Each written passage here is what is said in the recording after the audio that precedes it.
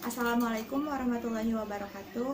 Alhamdulillah wassalatu wassalamu ala rasulillah wa ala ahli washabihi wa mawala. Puji syukur kehadirat Allah Subhanahu wa taala atas berkat rahmat dan hidayahnya kami dapat menyelesaikan tugas yang Bapak Ibu dosen berikan. Pada kesempatan kali ini kami akan mempresentasikan proyek kami yang bertemakan sistem informasi kepegawaian. Di sini saya tidak sendiri. Sebelumnya saya akan memperkenalkan diri dan teman-teman yang terlibat dalam proyek ini. Saya sendiri Vika Dwi Rahmadanti dengan NIM 1218355 kelas 12 4D13. Nama saya Jihan Dwi Rahayu, NIM 1218392, kelas 12 4D13. Perkenalkan, nama saya Junedi, NIM saya 1218389 dari kelas 12 4D13. Nama saya Reja Juniarsa, NIM saya 1218340, kelas 12 4D13. Latar belakang, salah satu unsur pendukung pelaksanaan fungsi manajemen adalah sebuah perusahaan. Keberadaan dan kelancaran aktivitas pegawai atau karyawan dalam kegiatan perusahaan tersebut. Sistem kepegawaian di pemerintahan atau perusahaan adalah untuk kelancaran tugas perusahaan, kelancaran aktivitas administrasi, dan menjadi unsur pendukung pelaksanaan fungsi dari manajemen sebuah perusahaan. Pemanfaatan teknologi informasi dapat menghasilkan efisiensi dalam berbagai aspek pengelolaan informasi yang ditunjukkan oleh kecepatan dan ketepatan waktu pemrosesan, serta ketelitian dan kebenaran informasi yang dihasilkan perangkat keras komputer. Program sistem pendukung, perangkat komunikasi, dan internet sebagai sarana pengelolaan informasi. Permasalahan yang pertama itu kurangnya efisien waktu dan tenaga petugas administrasi dalam mengelola data pegawai. Yang kedua, pegawai maupun pemimpin masih kurang peka dalam kemajuan sistem informasi maupun kegiatan administrasi. Yang ketiga, tidak efektifnya absensi secara manual dengan menggunakan tanda tangan yang nantinya bisa menimbulkan masalah. Contohnya dengan merangkap tanda tangan di lain hari. Dan yang terakhir itu terjadinya kekeliruan pada saat input data dan mengelola data, sehingga membutuhkan waktu yang lama ketika membuat data laporan rekap bulanannya. Untuk deskripsi produk service di sistem informasi kami ini, yang kami buat ini diantaranya adalah memberikan layanan seperti pendataan pegawai, absensi pegawai, tunjangan pendapatan pegawai, laporan absensi, dan juga laporan tunjangan pendapatan pegawai. Untuk keuntungan yang diharapkan bagi pengguna sistem khususnya divisi administrasi. Yang pertama itu tersedianya aplikasi kepegawaian yang didukung oleh database untuk menyimpan data-data pegawai dan untuk mengolah data tersebut menjadi informasi yang dibutuhkan. Yang kedua itu untuk membantu administrator dan pihak kepegawaian untuk mengorganisir data sesuai dengan hak aksesnya. Dan yang terakhir untuk memudahkan manajemen mengintegrasikan data kepegawaian dan mempublikasikan informasi yang dihasilkan. Bagi penulis, pertama itu menambah wawasan kami tentang teknologi informasi khususnya dalam membangun sistem informasi berbasis web. Dan yang terakhir itu untuk dapat mengimplementasikan ilmu yang didapat di bangku kuliah. Perencanaan aktivitas secara global. Untuk analisis kebutuhan, kita menghabiskan 20 hari dengan estimasi biaya 15 juta. Desain fungsi 7 hari dengan estimasi biaya 10 juta. Pemrograman 30 hari biayanya itu 40 juta. Pengujian 6 hari 7 juta. Instalitas 4 hari 4.500.000. Pelatihan 2 hari 900.000. Pemeliharaan 2 hari 7 juta. Dokumentasi 2 hari 900.000 dan untuk total harinya itu 73 hari dengan estimasi biaya 84.400.000 rupiah. Untuk metodologi penelitian, metode yang digunakan pada pengembangan perangkat lunak ini menggunakan model waterfall yang terbagi menjadi 5 tahapan, yaitu pertama analisis kebutuhan perangkat lunak, yang kedua desain, yang ketiga pembuatan kode program, yang keempat pengujian, dan yang kelima pendukung atau support. Baik, di sini kita ada analisa sistem berjalan. Yang pertama itu ada data pegawai. Pegawai bisa menginput data secara mandiri atau bisa juga dengan data langsung ke admin untuk melakukan pendataan pegawai. Setelah itu, pegawai memberikan informasi keterangan yang dibutuhkan untuk pendataan. Kemudian, admin menginput data pegawai tersebut. Apabila pegawai tidak menyertakan secara lengkap keterangan yang dibutuhkan, maka data tidak dapat diinput. Yang kedua, di sini ada absensi pegawai. Pegawai yang akan melakukan absensi harus datang ke admin untuk melaporkan bahwa kehadiran pada hari kerja tersebut. Kemudian admin menginput absensi kehadiran pegawai. Jika pegawai tidak melaporkan kehadirannya pada hari tersebut, maka dianggap tidak hadir karena absensi nanti akan berpengaruh kepada tunjangan pendapatan pegawai. Dan yang ketiga ada tunjangan pendapatan pegawai atau disingkat TPP. Pegawai yang ingin mengetahui jumlah TPP yang akan didapatkan secara detail akan datang ke admin. Kemudian admin akan membuka halaman TPP dan memilih nama pegawai yang akan dilihat. Setelah itu akan dilihatkan detail informasi TPP yang didapatkan berdasarkan jumlah absensi yang sebelumnya telah diinput. Dan yang keempat ada prosedur laporan. Pada proses laporan, admin dan user membuka arsip dan yang pada absensi pegawai dan tunjangan pendapatan pegawai, yang mana hal tersebut adalah bahan dalam pembuatan laporan pegawai tersebut. Lalu, laporan absensi dan tunjangan pendapatan pegawai tersebut akan dikelola oleh admin sebagai laporan akhir. Baik, di sini kita akan menjelaskan tentang analisa kebutuhan sistem. Yang pertama ada use case diagram. Use case adalah sebuah teknik untuk menangkap kebutuhan fungsional sistem. Use case menggambarkan interaksi antara pengguna dengan sistem. Nah, di sini kita memiliki sebuah use case. Di sini ada aktornya pegawai. Pegawai melakukan login dan dia bisa melakukan tambah anggota pegawai. Dan di sini juga ada aktor admin. Admin di sini melakukan login, dia dapat mengelola data pegawai, mengelola data absen, mengelola data TPP, mengelola data jabatan, dan dia juga bisa mengakses laporan kepegawaian. Yang kedua di sini ada activity diagram. Activity diagram digunakan untuk memodelkan proses dalam suatu sistem informasi. Activity diagram menggambarkan kegiatan utama dan hubungan di antara kegiatan dalam suatu proses. Yang pertama ada activity pegawai. Di sini dia melakukan start, memilih menu data pegawai, dan di situ menampilkan data pegawai, pilih tambah, input data pegawai, dan di sana dia ada decision. Jika tidak, data pegawai harus diisi, dan flow final. Jika ya, dia akan menyimpan dan menampilkan data pegawai dan activity final. Di sini ada activity absen. Yang pertama, pegawai itu lapor hadir pegawai. Dan admin meminta lapor hadir pegawai, menginput absensi pegawai, mencetak bukti absensi dan menyerahkan bukti absensi. Dan di sini pegawai meminta bukti absensi dan activity final. Dan di sini ada activity TPP. Di sini ada pegawai. Pegawai memilih menu TPP, mencari data pegawai, dan admin menampilkan TPP pegawai. Dan di sini admin melakukan fork. Yang pertama memberi data informasi, yang kedua menyimpan arsip laporan.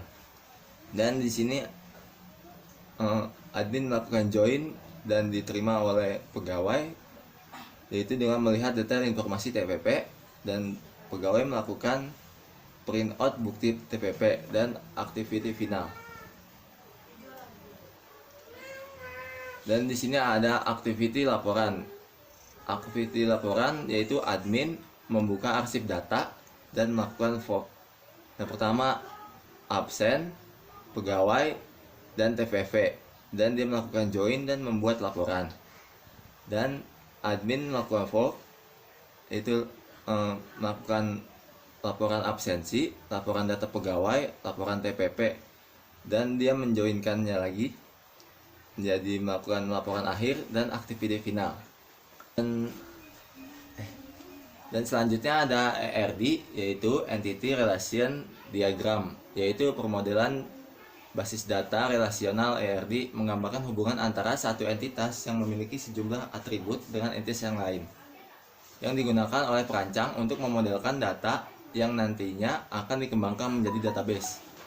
Dan di sini kita memiliki 5 entity, yaitu entity pegawai, entity jabatan, entity absen, entity TPP, dan entity admin.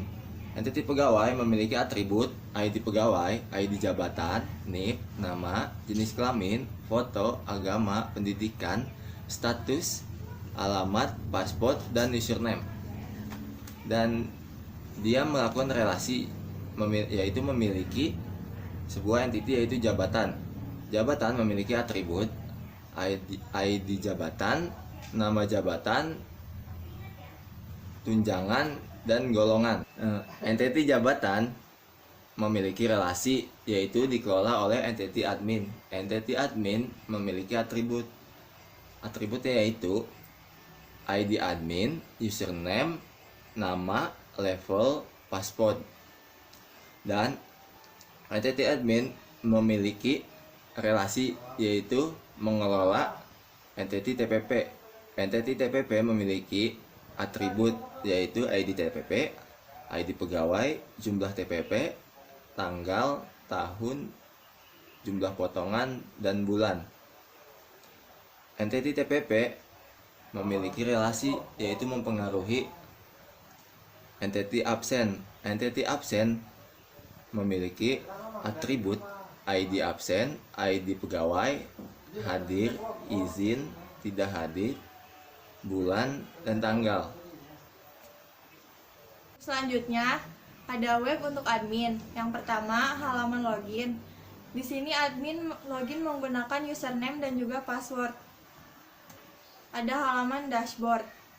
Nah, bagian dashboard ini ditampilkan jumlah data pegawai, jumlah data penggajian pegawai, absensi, dan juga jumlah tunjangan pendapatan.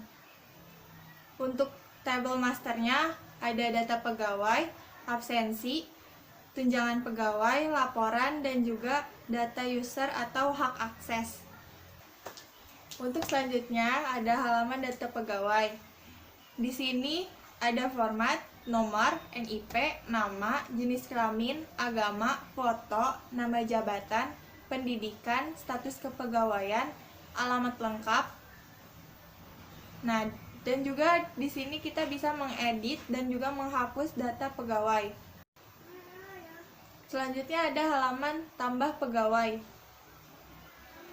Di sini kita bisa menambahkan data pegawai dengan format yang sama seperti sebelumnya, yaitu NIP, nama, jenis kelamin, jabatan, foto, agama, pendidikan, status kepegawaian, alamat, dan juga kita bisa memasukkan username dan password.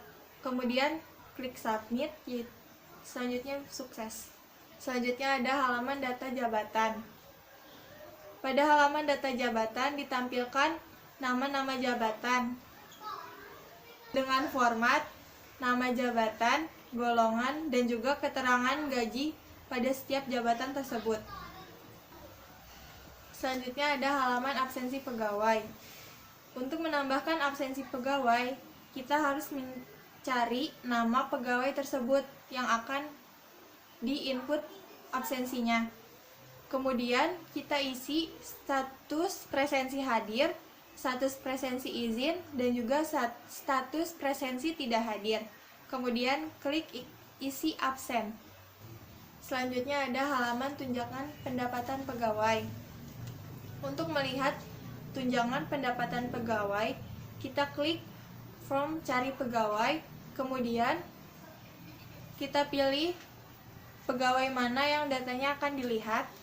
Setelah itu muncul data pegawai yang sudah diklik tadi, kemudian klik detail informasi TPP untuk melihat detail informasi secara keseluruhan dari tunjangan pendapatan pegawai tersebut. Selanjutnya ada halaman printout tunjangan pendapatan pegawai. Fungsi dari printout tunjangan pendapatan pegawai ini sebagai bukti bahwasanya tunjangan pendapatan sudah diberikan.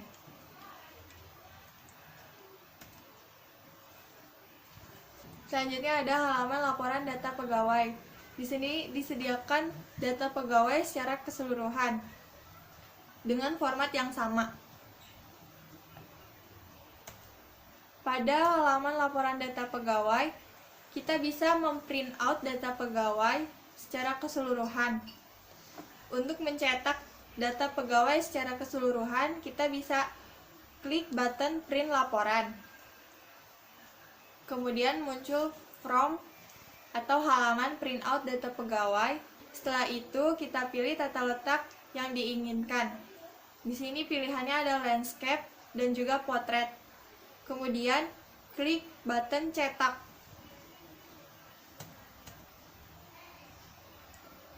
Untuk selanjutnya ada halaman laporan absensi kinerja pegawai. Di sini kita memilih tanggal dari tanggal berapa sampai dengan tanggal berapa. Kemudian klik button kirim. Setelah itu muncul data laporan kehadiran pegawai yang sesuai dari tanggal sampai tanggal yang kita pilih tadi. Selanjutnya ada halaman laporan tunjangan pendapatan pegawai. Sama halnya dengan laporan absensi pegawai yang tadi, kita memilih dari tanggal berapa sampai dengan tanggal berapa, kemudian klik button kirim. Setelah itu muncul laporan data tunjangan pendapatan pegawai secara keseluruhan pada tanggal tersebut. Selanjutnya ada halaman data akses. Pada halaman ini ditampilkan siapa saja yang bisa mengakses web ini. Untuk selanjutnya ada web untuk user. Yang pertama ada halaman login. Sama halnya dengan web untuk admin, user pun harus melakukan login dengan username dan juga password. Selanjutnya ada halaman dashboard. Pada halaman dashboard ditampilkan tabel master data pegawai dan juga laporan. Sama halnya dengan web untuk admin, halaman data pegawai ditampilkan data pegawai secara keseluruhan yang bisa diedit, tambah, dan juga hapus. Selanjutnya ada halaman laporan data pegawai. Pada halaman ini ditampilkan data pegawai secara keseluruhan yang bisa dicetak seperti web untuk admin yang tadi. Kemudian ada halaman laporan absensi pegawai yang bisa dipilih dari tanggal berapa sampai tanggal berapa, kemudian klik button kirim. Setelah itu muncul data laporan kehadiran pegawai secara keseluruhan pada tanggal yang kita pilih. Dan pada halaman ini kita bisa mencetak laporan absensi pegawai. Selanjutnya ada halaman laporan tunjangan pendapatan pegawai yang bisa kita pilih dari tanggal berapa sampai tanggal berapa, kemudian klik button kirim. Setelah itu muncul laporan data tunjangan pendapatan pegawai dari tanggal yang kita pilih tadi. Kemudian pada halaman ini kita bisa mencetak laporan tersebut. Ya, ada struktur navigasi dari web yang kami buat menggunakan struktur navigasi hierarki, yang mana struktur navigasi hierarki ini digunakan untuk bagian pegawai. Sedangkan untuk bagian admin menggunakan struktur navigasi campuran. Struktur navigasi ini juga bisa disebut dengan struktur navigasi bebas, yang mana struktur navigasi ini merupakan gabungan dari struktur navigasi linear, non-linear, dan hierarki. Selanjutnya ini adalah penjelasan dari struktur navigasi yang kita pilih. Di sini ada struktur navigasi pegawai, di mana pegawai dapat melakukan login, kemudian langsung menuju ke halaman dashboard, dan di halaman dashboard pegawai dapat memilih untuk mengakses data pegawai dan laporan. Selanjutnya ada penjelasan dari struktur navigasi admin, di mana admin dapat melakukan login dan menuju ke halaman dashboard. Dan di halaman dashboard, admin bisa mengakses tabel master, yaitu data pegawai, absensi, jabatan, TPP, dan laporan. Dan dari dashboard juga, admin dapat mengakses langsung ke laporan, data pegawai, absensi, dan TPP. Selanjutnya ada kesimpulan. Sistem ini bisa menjadi alat bantu dan memudahkan operator dalam melakukan manajemen kepegawaian. Sistem ini dapat memudahkan bagi para pegawai untuk melakukan pengecekan data kepegawaian dan mengetahui informasi tentang tunjangan pendapatan pegawai. Sistem informasi kepegawaian ini merupakan sistem komputerisasi yang dibuat berbasis web dan membuat database pengolahan data kepegawaian secara terpusat sehingga mempermudah pengelola dan data laporan.